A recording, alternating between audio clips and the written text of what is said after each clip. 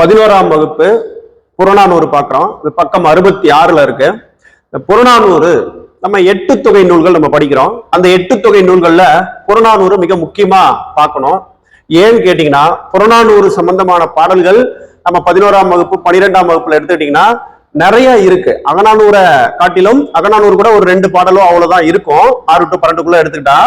ஆனா அந்த புறநானூறு எடுத்துக்கிட்டீங்கன்னா நிறைய வருது, சரிங்களா? அதனால புறநானூறு இம்பார்ட்டன்ஸ் கொடுத்து பாருங்க. சரி, இந்த இடத்துல புறநானூறுல அதிகமா பாடல்களை ஔவையார் பாடியிருக்காங்கன்னு நமக்கு தெரியும். அந்த புறநானூறுல குறிப்பிட்டு சொல்லணும்னா கடலுள் மாய்ந்த இளம்பெரு எழுதி இருக்காரு இல்லையா, அந்த கடலுள் மாய்ந்தவர், கடல்ல போய் இறந்து விட்டவர்னு அர்த்தம். அந்த கடலுள் மாய்ந்த இளம் பெருவழுதி ஒரு பாட்டு பாடி இருக்கிறாரு.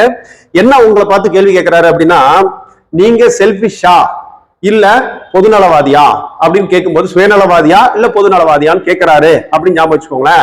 அதே போல நீங்க லஞ்சம் வாங்கினா அதனால நமக்கு என்ன பண்ணும், துன்பம் வரும்.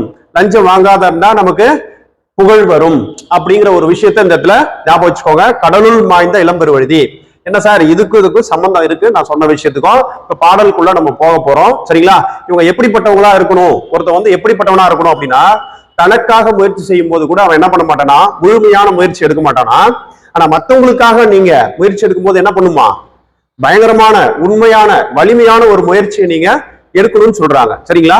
அப்போ நீங்க ஒரு அரசு அதிகாரியா உட்கார்றீங்க அப்படின்னா எப்படிப்பட்டவங்களா இருக்கணும், மத்தவங்களுக்கு சேவை செய்யறவரா இருக்கணும், ஒரு லஞ்சம் வாங்காதவரா இருக்கணும், புகழ சேர்க்கணும், பழிய சேர்க்கக்கூடாது அப்படிங்கிற மாதிரி உங்களுக்கு சம்பந்தப்பட்டதாக இது இருக்கு இந்த பாடல். அதனாலதான் இது ரொம்ப இம்பார்ட்டண்டா நம்ம பார்க்க போறோம். இப்போ ஒருத்தர் நம்மள்கிட்ட ஒரு அரசாங்க வேலையை நம்மள்கிட்ட கொடுக்கும்போது நம்ம என்ன பண்ணோம், அதை குறிப்பிட்டு அவங்களுக்கு முயற்சி செய்யணும். முயற்சி செஞ்சு ஆஹா இதை செஞ்சோம்னா அவங்களுக்கு ஒரு நல்லது நடக்குதுன்னு சொல்லி முயற்சி பண்ணி அவங்களுக்கு என்ன பண்ண போறோம், நம்ம அந்த வேலையை செஞ்சு கொடுக்குறோம். அப்படிப்பட்ட சிறப்பானவங்களா நீங்க இருக்க போறீங்களா, இல்ல எதுக்கு சோம்பேறித்தனமா எதுக்குடா அந்த வேலையை செஞ்சுக்கிட்டு அப்படிங்கிற மாதிரி சோம்பேறியா இருக்க போறீங்களா அப்படிங்கிற விஷயம் தான் இந்த பாட்டுல வரப்போகுது. பார்க்க போறோம் பாருங்க, சரிங்களா?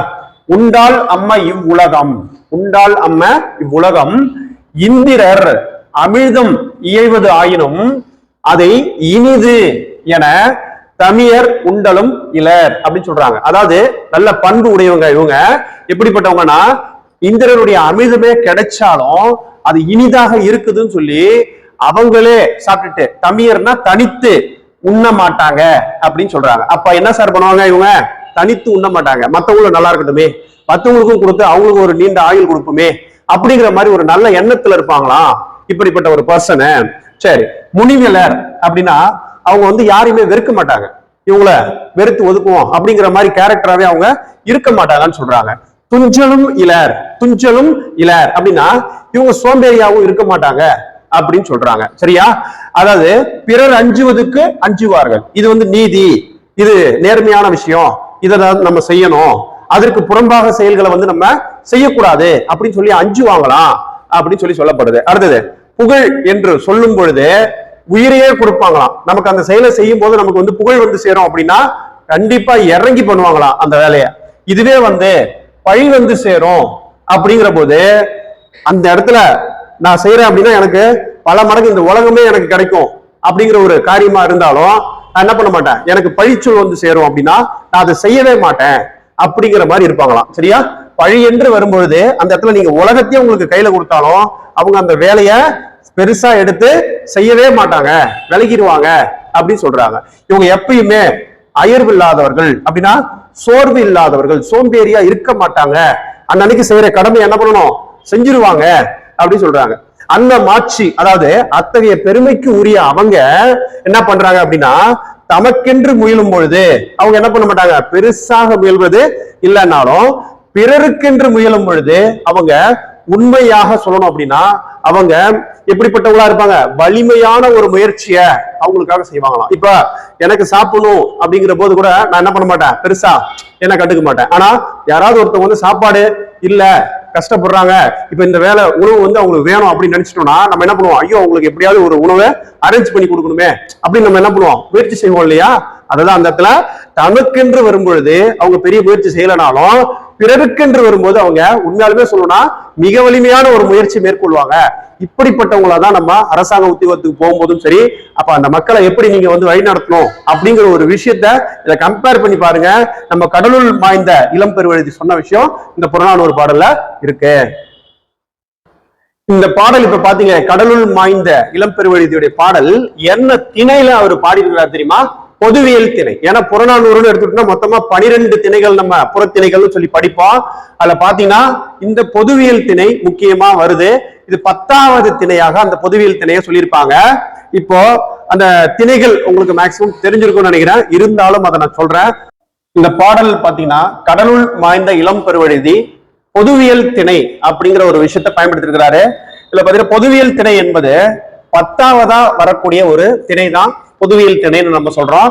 அப்போ புறத்திணைகள் மொத்தம் எத்தனை அப்படின்னு கேட்கும் பொழுது உங்களுக்கு தெரிஞ்சிடணும் 12 இருக்குதுன்னு சொல்லி நம்ம தெரிஞ்சுக்கிடுவோம். சரி, அப்ப முதல்ல எது சார் வருது அப்படின்னு கேட்கும்போது வெட்சி. சரிங்களா, வெட்சி. இப்ப வெட்சினா என்ன அப்படின்னு கேட்கும்போது வேற்று நாட்டினுடைய மன்னன் இருக்கிறாங்க வச்சுக்கோங்களேன், அவங்க நாட்டுல போயிட்டு நான் என்ன பண்றேன், அவங்க நாட்டுல இருக்கக்கூடிய அந்த வளம், அதாவது வளம்னு எதை சொல்லுவோம் அந்த காலத்துல, ஆடு மாடு இதெல்லாம் இருக்கு இல்லைங்களா, அந்த அதிகமா வச்சிருக்கவங்க தான் வளமானவங்கன்னு சொல்லி அந்த காலத்துல சொல்லுவாங்க. அப்ப அப்படிப்பட்ட செல்வ வளத்தை அவன் நாட்டுல இருந்து எடுத்துக்கிட்டு வந்து நான் என்ன பண்ணிக்கிறேன், ஏன் நாட்டுல வச்சுக்கிறேன். அப்ப நான் என்ன பண்றேன்னாக்கா ஒருத்தவங்க மேல பிரச்சனையை ஸ்டார்ட் பண்றேன்னு அர்த்தம். சரிங்களா, அப்ப அதுதான் வந்து ஃபர்ஸ்ட் வெச்சு. இப்ப நான் எடுத்துட்டு வந்து வச்சுட்டேன். அப்ப அந்த நாட்டு மன்னன் சும்மா இருப்பானா? அவன் ஒரு ஆண்மகனா இருந்தா என்ன பண்ணணும், ஏன் கிட்ட இருந்து நான் எடுத்துட்டு வந்த பொருளை என்ன பண்ணணும், அவன் திரும்ப மீட்டுக்கிட்டு போய் அவன் நாட்டு மக்கள் கிட்ட கொடுக்கணும். அப்ப என் கிட்ட இருந்து அதை கொண்டுட்டு போய் கறந்து கொண்டு போய் அவங்கிட்ட கொடுக்க வேண்டும். அப்ப அததான் நம்ம என்ன சொல்றோம், கறந்தைன்னு சொல்றோம். வெச்சி கறந்தை அப்படின்னு சொல்றோம். சரிங்களா, வெச்சி கறந்தை. அடுத்ததா எடுத்துக்கிட்டீங்கன்னா வஞ்சி, அடுத்தது காஞ்சி அப்படின்னு சொல்லி சொல்லுவோம். சரியா, இந்த இடத்துல வஞ்சித்தல் காஞ்சித்தல் அப்படின்னா என்னங்க அப்படின்னு சொல்லும்போது, நான் இப்பொழுது என்ன பண்ணுகிறேன், அடுத்ததான் அவனுடைய இடத்துல போய் அவனுடைய மண்ணை கவர போகிறேன், அவனுடைய இடத்தை கவர போறேன், அதுதான் வந்து வஞ்சித்தல்னு அர்த்தம். அப்ப அவன் என்ன பண்ணுவான், அவன் நாட்டு மக்களுக்காக ஆப்போசிட்டா என்ன வந்து அவன் நாட்டு மக்களை காஞ்சிப்பான், அதாவது காப்பாற்றுவான் அப்படின்னு சொல்லி சொல்றோம். அதுதான் வந்து காஞ்சி திணைன்னு சொல்லி சொல்றோம். சரி, இப்ப வஞ்சித்தல் காஞ்சித்தல், வெச்சி கறந்தை, வஞ்சி காஞ்சி. அடுத்ததா பாத்தீங்கன்னா நொச்சி, அது நொச்சி. அடுத்தது உழிஞைன்னு சொல்லி சொல்லுவாங்க. சரியா, உழிஞைன்னு சொல்லி சொல்லுவாங்க. இப்ப நொச்சித்தல் அப்படின்னா நான் என்ன பண்றேன் தெரியுமா, ஆப்போசிட்ல இருக்கக்கூடிய அரசனுடைய கோட்டையை சுத்தி நொச்சு நொச்சு நொச்சு நொச்சுன்னு என்ன பண்றேன், என்னுடைய ஆட்களை கொண்டு போய் அங்க சேர்க்கிறேன். அப்ப அந்த கோட்டையை சுத்தி இருக்கக்கூடிய ஆட்கள் என்னுடைய ஆட்களா இருக்கிறாங்க. அதுக்கு பேரு தான் கோட்டையை சுத்திரும் நான் ஆக்கிரமிப்பு பண்றதுக்கு பேரு தான் நொச்சித்தல்னு பேரு. அடுத்துதான் என்ன பண்றோம் அப்படின்னா அந்த கோட்டைக்கு உள்ளார போறதுன்னு அர்த்தம். சரிங்களா, உள்ளே செல்வது, அதை தான் வந்து இந்த இடத்துல உழிஞைன்னு சொல்லி சொல்றோம். உழிஞைன்னு சொல்லி சொல்றோம். அடுத்ததான் எடுத்துக்கிட்டோம்னாக்க இன்னொன்னு, 2 பேருமே இப்ப என்ன பண்றோம், சண்டைக்காக தானே நிக்கிறோம். அப்ப 2 பேருமே என்ன தெரியுமா, பூவை கொண்டு சூடிக்கொண்டு சண்டை போடுறது. ஒண்ணு வந்து தும்பை, என்ன சொல்லணும், தும்பை.